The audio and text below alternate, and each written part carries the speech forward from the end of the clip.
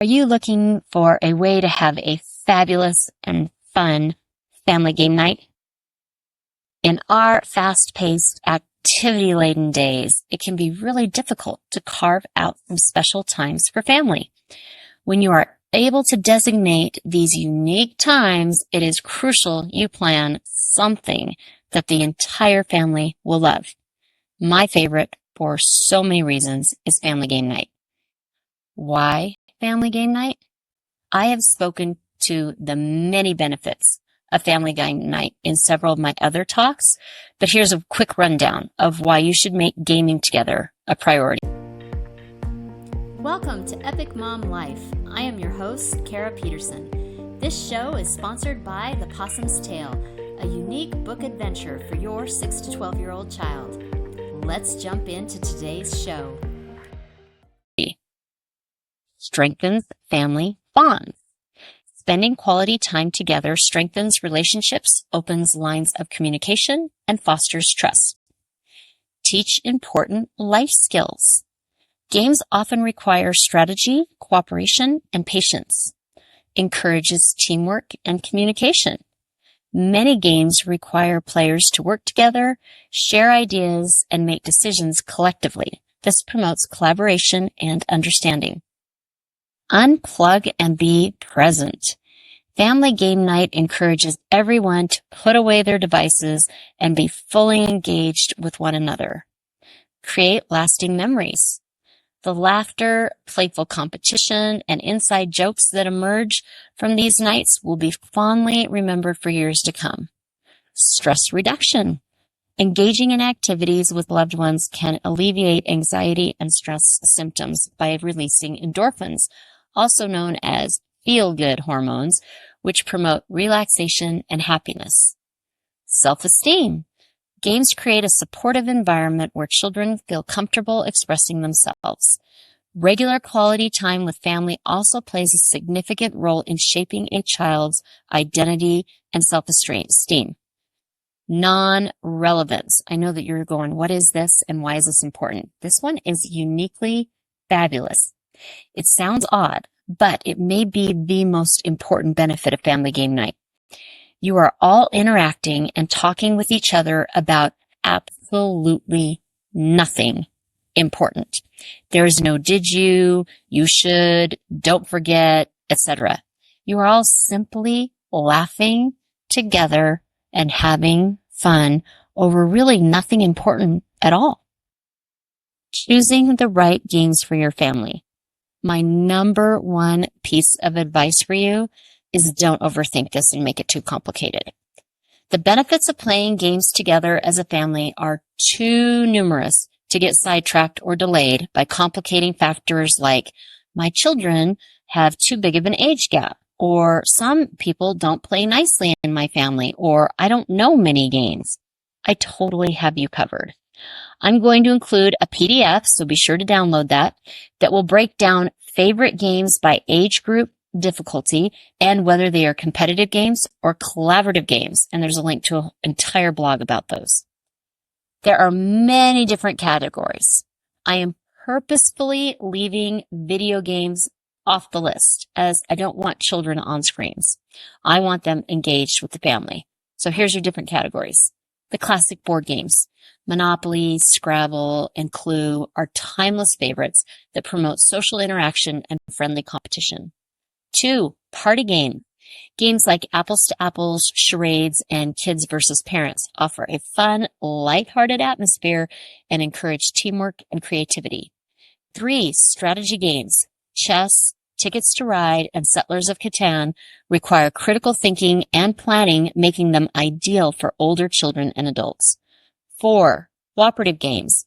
Games like Forbidden Island, Hoot Owl Hoot, and Pandemic promote collaboration and teamwork, teaching players the importance of working together towards a common goal.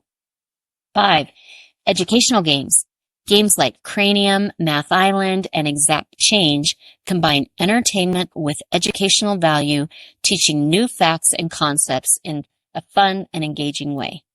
6, card games. There are so many games that can be played with a traditional deck of cards, even for your younger children. Games like Snap, Spoons, and Speed. And you can just Google any of those and look up how to play those. Then there are fun card games where the deck is specifically designed for that particular game. Games like Old Maid, Uno, and Skip-Bo. Skip-Bo has a little bit more strategy in it that our family really likes, but it's very similar looking to Uno. 7, dice games. We did not play a lot of dice games, but we did have our favorites. We played a lot of Farkle. Only growing up, I actually learned it as Bones, so I didn't know that people actually paid for this online. All you need is 5 dice. You don't have to pay for the game. But this is one of the first games we played as a family with all ages, and we started when our youngest was 5 years old. We played a little Yahtzee, and then my nieces loved left, right, center. And I know that left, right, center is usually an adult game, but we would take it when we'd go out to eat and the young kids didn't want to sit there. So you're waiting for the food and you just do left, right, center. And it actually is a lot of fun for the kids at the table. They want those little tokens. And you can always just carry it in your purse. It's very easy to travel. How do you choose a game? 1, age or skill level. And I'm hesitant to use the word age because I have seen 8-year-olds in game playing families who are much more skilled at game playing than 15-year-olds who come from non-game playing families because there's a certain strategy that is learned. It's amazing how quick thinking the kids that are growing up in game playing families can be. Whereas people who don't grow up in game playing families, they just don't understand that way of thinking. So it takes them a little bit longer to learn how to play these games. There's just the awareness, the problem solving, strategy building. All of these things happen with game playing. So when you're choosing a family game, you're going to want to choose one where everyone can be included. I started the family games when my youngest son was 5. I have a 5-year spread between my boys. So the older child was 10. That didn't mean I didn't play games with my 2 boys. I would play games that were appropriate for my 3-year-old with just him. And I'm spacing the name of it right now, but I'll have it in the notes. There's this really great big die, and it's soft and mushy. And when you roll it, you have to do goofy things, or you have to clap, or you have to count, or something like that. It's great for a 3-year-old. It would bore the heck out of an 8-year-old. And then with my 8 or 9-year-old, I'd be playing games with just he and I, like when he was 7 or 6 or whatever. We'd be playing Candyland or Chutes and Ladders, that kind of thing.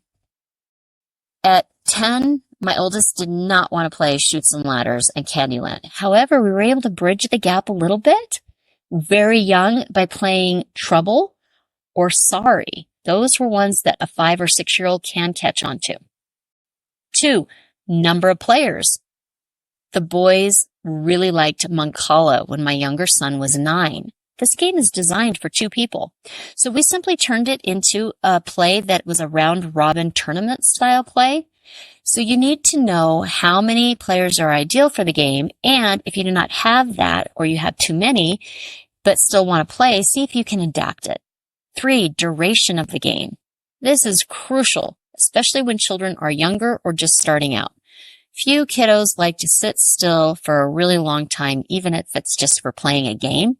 So when you introduce games to your family, choose games that can be played quickly and easily, and they are easy to understand.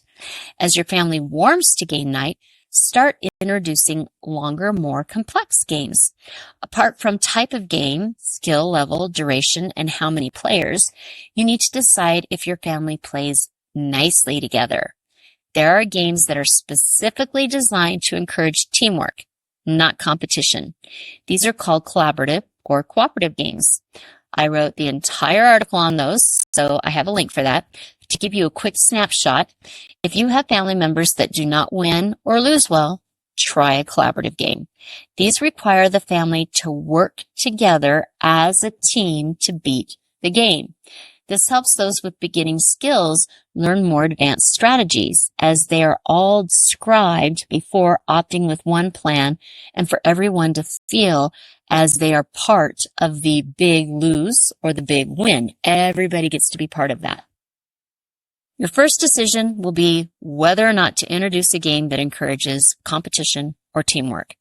There are huge benefits to both. Children should learn to lose and win gracefully. They should also learn to listen to others' opinions and, as a team, decide on the best course of action. As an aside, I do not encourage letting your child win, and I have a whole article on that as well. How to make family game night a priority and regular occurrence. Making it a regular occurrence is key to maintaining the excitement and bonding experience of family game nights. To ensure consistency, consider scheduling game nights into your family calendar, so a regular time that it's scheduled. We play and love family games so often that we're sometimes playing 3 times a week.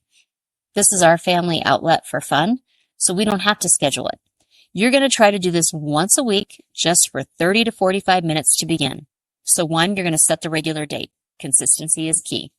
You're going to choose a specific day or night of the week when everyone can gather and mark it as game night. This dedicated time ensures that it becomes a priority and something the whole family looks forward to. 2, create a comfortable and fun atmosphere. Set the scene for relaxation and enjoyment.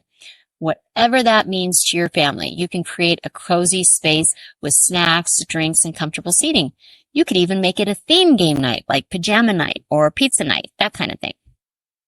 3, celebrate wins and losses, and this is not exactly what it sounds like.